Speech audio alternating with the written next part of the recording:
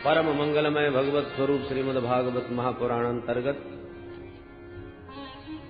आइए अष्टम स्कंद में प्रवेश करें, जिसमें मनमंत्रों का निरूपण किया गया है। कलयुग, द्वापर, त्रेता, सतयुग, चारों युग जब एक एक हजार बार व्यतीत होते हैं, तब ब्रह्मा जी का एक दिन होता है। ब्रह्मा जी के एक दिन में 14 मनमंत्र होते हैं। एक मनमंत्र लगभग 72 चतुर्योगी के लगभग होता है। मनमंत्रों में भगवान के अवतार हुआ करते हैं। एक बार प्रभु ने गज का ग्राह से उद्धार करने के लिए हरि अवतार धारण किया। त्रिकूट नामक पर्वत पर गजराज तमाम अपनी हथनियों के झुंड के साथ विहार किया करता था। इतना बलशाली कि सिंह भी इससे भय खाते थे। यद गंध मात्रा धरयो गजेंद्रा। और एक दिन ग्रीष्म के आतक से संतप्त गजराज सरोवर में जल पीने परिकर के साथ गया। पानी पी करके तो प्यास बुझाई, पर उसी जल में प्रविष्ट होकर के जल क्रीड़ा करने लगा। पानी जब बहुत ज्यादा मैला होता चला गया, तो उसी में बैठे हुए एक ग्राहक को क्रोध आ गया। उसने आकर के गजराज का पैर पकड़ लिया। पहले तो गजराज ने विचार किया कि नन्हा सा जीव मेरा क्या बिगाड़ सकता है, मेरे डर से तो बड़े बड़े सिंह पलायन करते हैं। पर जब अपना बल पराक्रम पूरा लगाने पर भी अपना पैर छोड़ा नहीं पाया, तो समझ गया ये साधारण नहीं है। हथनियों की ओर इशारा किया कि आप ही बचा रहो। तो सब परिवार ने मिलकर के पूरा बल दिखाया, फिर भी ग्राह ने पैर नहीं छोड़ा। बहुत समय तक युद्ध चला। अंततः गत्वा इसका सारा परिवार सनई सनई खिसकने लगा। अब गजराज पुकारने लगा, देवियों कहां जा रही हो, मुझे अकेला छोड़ के इस संकट में। हथनियों ने कहा, महाराज अब तुम्हारे कारण कोई पूरा परिवार यहां बैठा बैठा भूखो तो नहीं मर सकता। हाथी को वैराग्य हो गया। संसार का वास्तविक स्वरूप सामने आ गया। जब तक मुझ में बल था, पराक्रम था, तो सब झुंड मेरे साथ चलता था। और आज एक छोटे से मगर ने पैर पकड़ा तो सब मेरा साथ छोड़ के भाग गए। अब पता चला कि ये तो सब मेरे सुख के साथी थे। श्री नानक जी महाराज कहते हैं, पीतम जान लियो मन माही, अपने सुख से ही जग बांध्यो, कोहू काहू को नाही। सुख में आन सबई मिल बैठत रहत, चहू दिस घेरे, पर विपत्ति पड़ी सब ही संग छाणत, कोहू न आवत ने। हाथी की बात समझ में आ गई, पर यह बात हमारी समझ में नहीं आती। देहाभिमान लिए हम हाथी की तरह उन्मत्तवत विचरण करते हैं, परंतु जब मृत्यु रूपी मगर पैर पकड़ता है तो जकड़ता ही चला जाता है। परिजनों के सेवा की भी एक सीमा है। अंत तो गत्वा वो भी भगवान से प्रार्थना ही करने लगते हैं, महाराज अब इनकी जल्दी सुनो। पर इसके बाद भी आसक्ति नहीं छूटती। गजेंद्र ने जब समझ लिया तो तुरंत सबसे चित्त हटाकर गोविंद के चरण कमलों में ध्यान लगाया और बड़ी अद्भुत स्तुति करी। परंतु इसकी स्तुति में एक बार भी किसी देवता का नाम नहीं। ओम नमो भगवते तस्मै यत एतच्चिदात्मकम् पुरुषायादि बीजाय परेशाय विधीमहि। जो इस समस्त जगत का मूल कारण है, जिसने समस्त जगत का सृजन, पालन और संहरण करने का जो मूल हेतु है, उस परम तत्व को मेरा प्रणाम है। और वो है कौन? नाम किसी का नहीं। एवं गजेंद्रमुपवर्णित निर्विशेषम ब्रह्मा दयो विविध लिंग विधाभिमाना ब्रह्मादिक देवता सब देख रहे हैं, समझ रहे हैं, परंतु विचार कर रहे हैं, जब हमको पुकारता नहीं, हमारा नाम लेता नहीं, तो हम क्यों दौड़े। प्रभु ने विचार किया कि ना, इतनी बढ़िया स्तुति और नाम किसी का नहीं, तो ये स्तुति किसकी मानी जाए। अंत में निर्णय प्रभु ने लिया कि जो किसी की स्तुति नहीं सो हमारी, और भगवान अपना नाम सुने बिना ही गरुड़ारूढ़ होके दौड़ पड़े। और जब गजेंद्र ने देख लिया कि गोविंद आ रहे गरुड़ पर, तब इसने नाम लिया। सोन्तारस्तरुश्चुर बलेन गृहीतार्थ दृष्ट्वा गरुत्मति हरिंखोपात चक्रम उत्क्षिप्य साम्बुज किरम गिरिमाह कृच्छ्रान नारायणाखिल गुरु भगवन नमस्ते। जब देख लिया नारायण आ रहे हैं गरुड़ पर मेरी रक्षा के लिए, तो डूबते डूबते सरोवर से अपनी सूंड के द्वारा एक कमल उखाड़ लिया और वही कमलाकांत के चरणों में चढ़ा दिया। भगवान ने देखा ये तो बिल्कुल डूबा जा रहा है। तुरंत भगवान ने तीव्र गति से उसकी सूंड को पकड़ा और बाहर खींच लिया। जैसे ही प्रभु ने हाथी को बाहर निकाला, तो मगर भी पैर से खिंचा चला आया। ग्राहाद विपाटित मुखाधरिणा गजेंद्रम, अरिणा चक्रेण ग्राहात मुखात विपाटितवान। भगवान ने अपने दिव्य सुदर्शन चक्र से उस ग्राह का मुख फाड़ दिया और गजराज का उद्धार कर दिया। बोल भक्तवत्सल भगवान की। संकट में गजराज, उसी ने पुकारा गोविंद को, पर गोविंद ने आते ही सबसे पहले उबारा ग्राह को। ग्राह का उद्धार पहले, गजराज का बाद में हुआ। क्यों? मानो प्रभु कहना चाहते हैं जिसने मेरे चरण पकड़ लिए उसका उद्धार तो होना ही होना है, पर जो मेरे भक्त के चरण पकड़े बैठा है पहले मैं उसका उद्धार करता हूं। भगवान ने दोनों का ही उद्धार किया। दोनों ही शापित थे। ये जो मगर है वो पूर्व जन्म का हूहू नाम का गंधर्व था। परिहास करता रहता था, लोगों का मनोरंजन करना ही इसका कार्य था। देवताओं में कुछ गंधर्व हैं जो सबको प्रसन्न रखने के लिए ही विविध चेष्टाएं करते हैं। इनका नाम ही है हा हा हू हू, क्योंकि सबको हंसाते रहते हैं। तो ये हू हू नाम का गंधर्व था। सरोवर में स्नान करने आया और एक देवल नाम के ऋषि अपना स्नान करके सूर्य भगवान को अर्घ दे रहे थे। इसको परिहास सूझा और डूब करके पैर पकड़ लिया। महात्मा घबरा गए, बचाओ बचाओ चिल्ला करके भागे। उन्होंने सोचा न जाने किसने पकड़ लिया। तो ये बाहर निकल के हंसने लगा। कहो महाराज जी डर गए? महाराज जी के तो पसीना झूठ गए। अरे मूर्ख कहीं के, हम अपने अच्छे भले भजन कर रहे थे, हमारे विक्षेप कर दिया। जा मेरा शाप है मूर्ख, तू मगर ही बन जा। तब चरणों में गिर के गिड़गिड़ाने लगा, रोने लगा। महाराज मेरा तो उद्देश्य मनोरंजन करने का था, आपको प्रसन्न करने का था, और फिर मैंने कोई बुरा काम नहीं किया, आपके चरण ही तो पकड़े थे। महात्मा प्रसन्न हो गए। बेटा ऐसी चरण पकड़ते रहना तो कल्याण भी हो जाएगा। आज इसने हाथी का पैर पकड़ा तो उद्धार हो गया। हाथी इंद्रद्युम्न नाम का राजा था। इन्होंने अगस्त मुनि को देख करके अनदेखा कर दिया, प्रणाम नहीं किया, तो अगस्त जी ने शाप दिया, यथा गजः स्तब्धमति सएव। गजराज की तरह अभिमान में भरे बैठे हो, जाओ हाथी ही बन जाओ। अनुनय विनय करी तो अगस्त्य जी ने क्षमा कर दिया। अच्छा जाओ हाथी बनोगे पर संस्कार बने रहेंगे। प्राग जन्मन्यनुशिक्षितम, तो ये पूर्व जन्म की शिक्षा और संस्कार का ही प्रभाव था जो कुंजर देह से भगवान की स्तुति करके इस गजराज का उद्धार हुआ। इस प्रकार से भगवान मनमंत्रों में विविध रूप से अवतार लेते हैं। एक बार दुर्वासा मुनि की आशीर्वाद की उस माला की अवज्ञा कर दी इंद्र ने, तो दुर्वासा मुनि का शाप इंद्र को लगा, जा तू श्रीहीन हो जा। पता चल गया शुक्राचार्य जी को कि इंद्र बल श्री से हीन हो गए हैं, तो दैत्यों से कहा कर दो आक्रमण।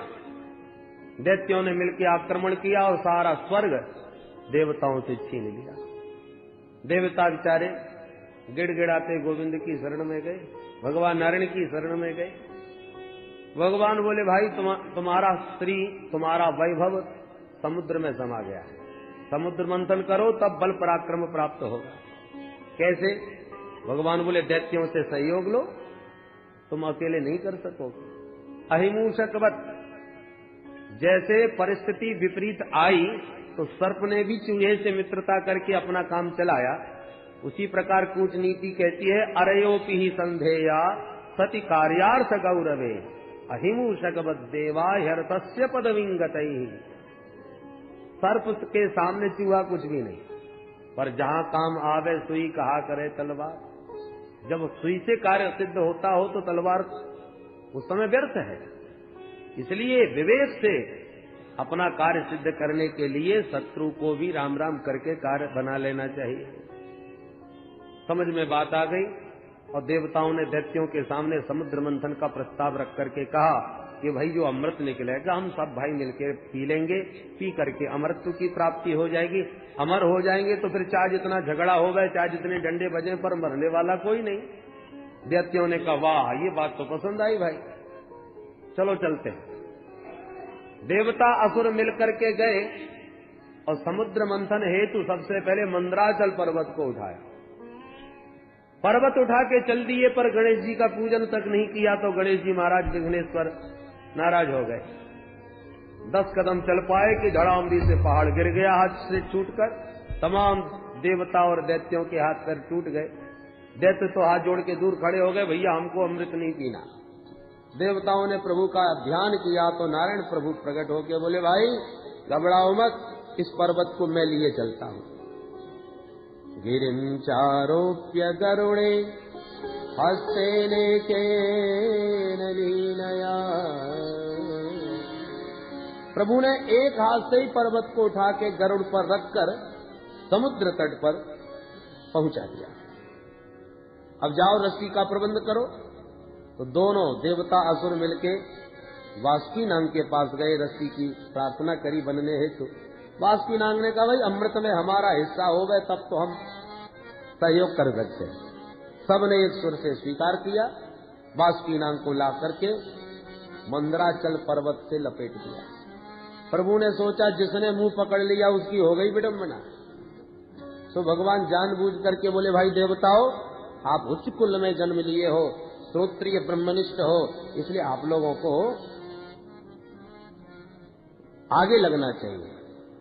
और दैत्यों से कहा जाओ जाके पीछे पूंछ की तरफ लग जाओ। दैत्यों ने कहा आपने क्या हमको ही गिरे खानदान का समझ रखा है? महाराज मंथन हो गए या न हो गए पर आगे लगेंगे तो केवल हम ही लगेंगे। न गृणीमो वयम पुच्छम अहे अंगम मंगलम। इस अही के अमंगल भाग को पीछे हम लगेंगे, हम पकड़ेंगे। भगवान बोले नाराज मत हो भैया, तुम ही बड़े बाप के बेटा हो, आगे तुम ही लगोगे। देवताओं से कहा जाओ अच्छा भैया तुम ही पीछे लग जाओ। प्रभु तो चाहते ही यही थे। देवताओं ने पूछ और दैत्यों ने मुख पकड़ लिया। जो पर्वत ला करके रखा समुद्र में वो डूबता ही चला गया। उस विघ्न को दूर करने के लिए कृत्वा वपु काच्छपमद्भुतं महत् प्रविश्यतोऽयं गिरिमुज्जहार। विशाल कछुए का रूप बना के भगवान ने पर्वत को पीठ पर रखकर उठा दिया। बोल कच्छप भगवान की। ये भगवान का कच्छप अवतार होगा। अब जैसे ही मंथन प्रारंभ हुआ तो वासुकी नाम की फुसकारों से जलने लगे सब दैत्य और पूंछ की ओर लगे हुए देवताओं पर इसका कोई प्रभाव नहीं पड़ा। अब मन ही मन पछताने लगे, हे भगवान अच्छे बड़े बाप के बेटा बने, बहुत पछताए, बड़े बनने में बड़े झंझट है। अस्तु मंथन प्रारंभ हुआ तो कुछ ही समय बाद कालकूट विषाग्नि प्रकट हो गई। सब जलचर छटपटाने लगे उस विषाग्नि से। देवता घबरा गए, ये क्या हुआ? भगवान बोले मत घबराओ। समस्त विष को एकत्रित करके भगवान भोलेनाथ की शरण में पहुंचे। देव देव महादेव भूतात्मन भूत भावना त्राहिण शरणापन्ना त्रैलोक्य दहनाद विषाद। हे देवादिदेव भूत भावन भोलेनाथ, त्रैलोक्य को दग्ध करने वाले इस भयंकर विष से हमारी रक्षा करो। भगवान मुस्कुरा के भवानी से बोले, देवी ये सब मुझे विष पिलाने के लिए हाथ पैर जोड़ रहे हैं, बोलो कि तुम्हारी क्या इच्छा है। भवानी दुविधा में पड़ गई, मैं क्या बताऊं। और विवेक से विचार करने के बाद माता भवानी ने कहा, भगवान आप वही कीजिए जिसमें सबका कल्याण हो। भोलेनाथ ने कहा, मतलब विष हम पी जाएं? भवानी ने कहा, ये मैं नहीं कहती महाराज। कौन पतिव्रता पति से कहेगी कि तुम विष पी लो? भले ही वो सामर्थ्यवान हो, तो माता भवानी समझ रही हैं, इसलिए प्रभावक ज्ञान मोदत, भोलेनाथ के प्रभाव से परिचित होने के नाते परोक्ष अनुमोदन कर रही हैं। भोलेनाथ समझ गए और कहा, भैया ले आओ, कहाँ है। ततः करतलीकृत्य व्याप्तम हालाहलम विषम अभक्षयन् महादेव कृपया भूत भावन। अंजलि बांध करके भोलेनाथ ने तुरंत प्रभु का नाम लेकर के विष पीना प्रारंभ कर दिया। जानते हैं कि विष भीतर गया तो मेरे हृदय में श्री रामभद्र का जो नित्य निवास है, कहीं उनको कष्ट न पहुंचे। और दमन किया तो सारा विश्व समाप्त हो जाएगा। क्या करें? तो राम नाम का आश्रय लिया। रा कहने से मुंह खुल जाता है, माँ कहने से मुंह बंद हो जाता है। तो रा कहा और मुंह खोल करके सारा विष मुख में डालने के बाद माँ कह के मुंह बंद कर लिया। और राम नाम के बीच में सारा विष गले में अटका लिया, न भीतर उतारा न बाहर। नाम प्रभाव जान शिवनी को, नाम प्रभाव जान शिवनी को, कालकूट फल दीन अमी को, कालकूट फल दीन अमी को, नाम प्रभाव जान शिवनी को, नाम प्रभाव जान शिवनी को। नाम के प्रताप से विष को भी अमृत तुल्य बना लिया भगवान शंकर ने। भोलेनाथ का कंठ एकदम नीला हो गया, भोलेनाथ का नाम नीलकंठ हो गया। वो नीलकंठ भगवान यच्चकार गले नीलम तच्च साधोर विभूषणम। सुखदेव जी कहते हैं, परीक्षित साधुओं का यही आभूषण होता है। साधुओं का आभूषण है परमार्थ। भगवान शंभु ने समाज के संकट को दूर करने के लिए विष पीना स्वीकार कर लिया, और वह नीला कंठ विश्व रूप का जो चिन्ह बन गया, वो उनके परमार्थ का एक दिव्य आभूषण उनको प्राप्त हो गया। नीलमणि के समान कर्पूर गौरम भगवान शिव के अंग में वह विष की नीलिमा की अपूर्व शोभा हुई। जय जयकार बोलते हुए समस्त देव वृंद पुनः समुद्र मंथन करने आए, और अब की बार जब मंथन किया तो हविर धानी ततो भवत, काम धेनु गाय प्रकट हुई जो ऋषियों को दान करती। चंद्रमा प्रकट हुआ, भोलेनाथ के मस्तिष्क पर विराजमान करके भोलेनाथ चंद्रमौली बन गए। पुनः मंथन हुआ, उच्चैश्रवा घोड़ा निकला जो बलि ने लिया, ऐरावत हाथी निकला इंद्र ने लिया, कौस्तुभमणि निकली नारायण के कंठ में स्थापित हुई, रंभादिक अप्सराएं निकली स्वर्ग में भेज दिया, पारिजात वृक्ष निकला उसे भी स्वर्ग में स्थापित किया। और अब की बार मंथन करते ही ततश्चाविर्भू साक्षात् श्री रमा भगवत परा, रंजयंती दिशः कांत्या विद्युत सौदामनी यथा। जैसी नीले आकाश में अचानक बिजली चमक पड़ती है, ऐसी जल राशि के सागर के मध्य भगवती श्री का प्रादुर्भाव हो गया। वो लक्ष्मी मैया की, लक्ष्मी के दिव्य सौंदर्य माधुर्य को देखकर विमुग्ध हो गए सब देवता और दैत्य। भगवान बोले, एक काम करो, सब पंक्तिबद्ध बैठ जाओ, वरमाला इनके हाथ में, जिसे चाहेंगी पहना देंगे। एक लाइन में दैत्य, एक में देवता, एक लाइन में बड़े बड़े महात्मा भी चमीटा गाड़ के बैठ गए। वरमाला लेके संतों की पंक्ति में प्रथम प्रवेश किया। तो सबसे आगे बैठे थे महात्मा दुर्वासा मुनि। दुर्वासा जी को देखकर भगवती लक्ष्मी विचार करने लगी, नूनम तपो यस्य न मन्यो निर्जयो।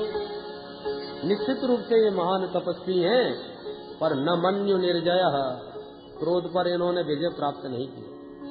इनकी नाक पे ही गुस्सा रखी रहती है, इसलिए प्रणाम करके आगे बढ़ गए।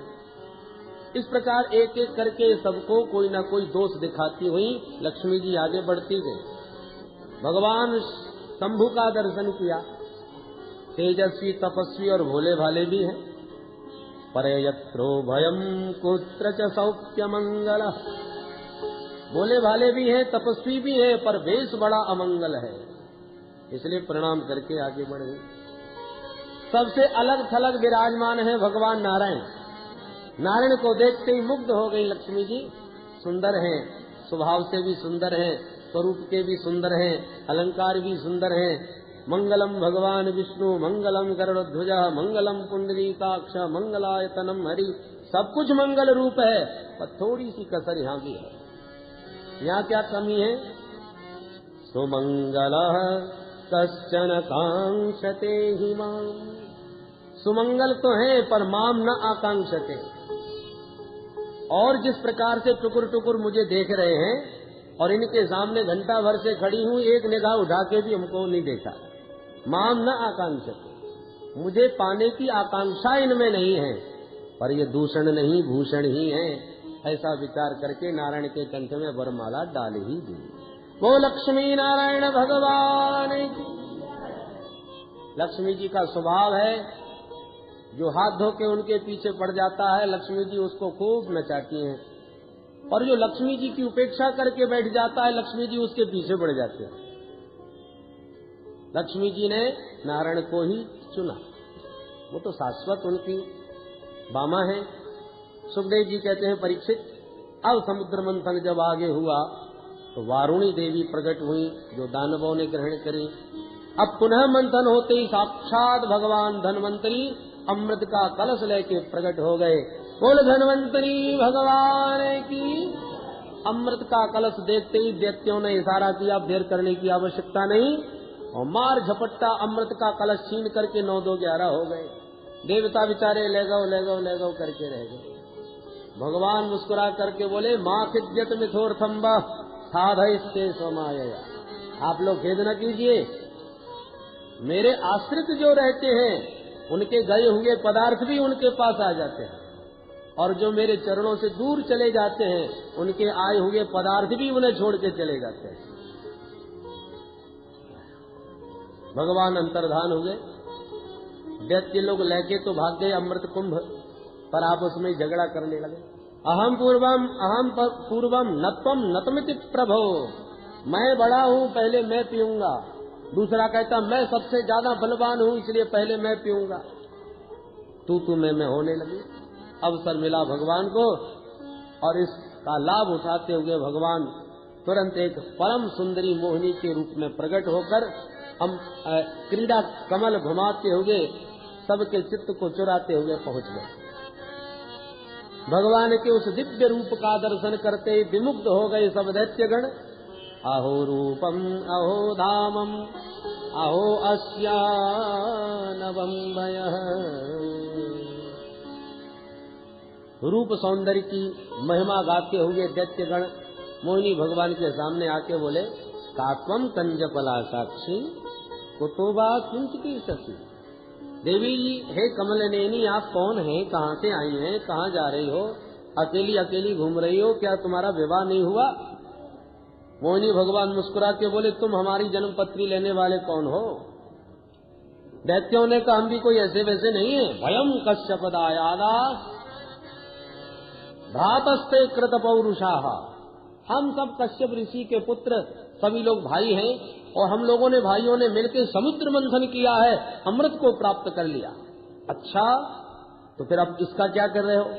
बोले, देवी जी, इसके बंटवारे को लेकर हम आपस में झगड़ रहे हैं, निर्णय नहीं कर पा रहे कैसे वितरण किया जाए। भगवान की कृपा से आप ठीक अवसर पर आई हो, बंटवारा आपके हाथों से हो जाएगा तो हमारा तो झगड़ा ही मिट जाएगा। क्या ये अमृत आप अपने हाथों से पिलाएंगी? मोहिनी भगवान ने पहले थोड़ा सा त्याग दिखाया। देवी मोहिनी भगवान बोले, राम राम, बाबा कश्यप का तो मैंने बहुत नाम सुना है, और ऐसे महात्मा कश्यप के तुम जैसे मूर्ख बेटा। दैत्यों ने कहा, देवी हम तुम्हें मूर्ख कहां से नजर आते हैं?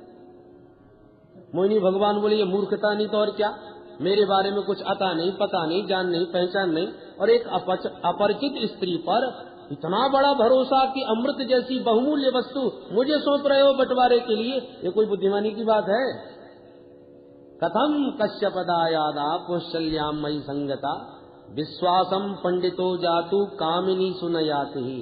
कोई भी बुद्धिमान विवेकी पुरुष अपरिचित स्त्री पर कभी भरोसा नहीं करता जैसा तुम लोग कर रहे हो। अब तो दैत्यों में और ज्यादा श्रद्धा उत्पन्न हो गई। एक बोला, मुझे तो लगता है बहुत पढ़ी लिखी है। दूसरा बोला, मुझे तो लगता है बहुत ऊंचे खानदान की है। कितनी बढ़िया इसने ज्ञान की बात करी, ठीक ही कह रही है, हमको विश्वास नहीं करना चाहिए, परंतु इसके वचनों से ऐसा सिद्ध हो रहा है ये कुलीन स्त्री है, विश्वास करने योग्य है। देवी जी कुछ भी हो, अब तो अमृत हम आपके हाथ से पिएंगे। भगवान बोले, तो ठीक है, पर मेरी भी एक शर्त है। क्या? बंटवारे के समय हो सकता है कम ज्यादा मात्रा हो जाए, तो मेरे से झगड़ा मत कर बैठना। दैत्यों ने कहा, कैसी बात करती हो देवी, तुम अच्छे खानदान की हो तो हम कोई गिरे खानदान के भी नहीं है, कैसे भी चाहो बांटो, हम वचन देते हैं कोई आपसे झगड़ा नहीं करेगा। मोहिनी भगवान बोले, तब ठीक है भैया, लाओ। अमृत कलश अपने हाथ में ले लिया और तब तक आए गए देवता। मोहिनी भगवान बोले, एक काम करो, इस घड़े में मैं देख रही हूँ कि गाढ़ा गाढ़ा अमृत सब नीचे धरा है, ऊपर निरा पानी पानी सा उतरा रहा है, तो क्यों ना पहले एक एक बूंद इन देवताओं को पिला दिया जाए, पानी पानी ऊपर का ठिकाने लग जाएगा, फिर गाढ़ा गाढ़ा बाद में आपको पिलाऊंगी। दैत्य खुश हो गए, जैसे अच्छा लगे वैसा करो देवी। भगवान ने देवताओं को पिलाना प्रारंभ कर दिया और दैत्यों की तरफ मुस्कुराते ही रहे। दैत्य रूप सुधा का पान करते रहे, उधर देवता अमृत सुधा पान करते गए। स्वरभानु नामक दैत्य बड़ा बुद्धिमान था, उसको शंका हो गई। शंका हुई तो तुरंत देवता बन के सूर्य चंद्र के बीच लगा अंजलि बैठ गया। भगवान ने इसको भी पिला दिया। सूर्य चंद्र ने तुरंत इशारा किया, महाराज नकली है। प्रभु ने तुरंत इसका सुदर्शन चक्र से सिर काट दिया, दो भागों में विभक्त होकर राहु और केतु के रूप में परिणत हो गया। भगवान अंतर्धान हो गए। बोल मोहिनी भगवान की। अब दैत्यों को होश आया, भैया वो देवी जी किसको चली गई। अब देवी जी का तो कहीं अता पता नहीं, देवता सब डकारे ले रहे हैं, पेट पर हाथ घुमा रहे हैं। दैत्यों को लगा, ओहो, लगता है हमारे साथ धोखा हुआ है। वो धोखा देने वाली कौन थी पता लगाओ। एक बोला, मुझे तो लगता है वो थी नहीं था। क्या मतलब?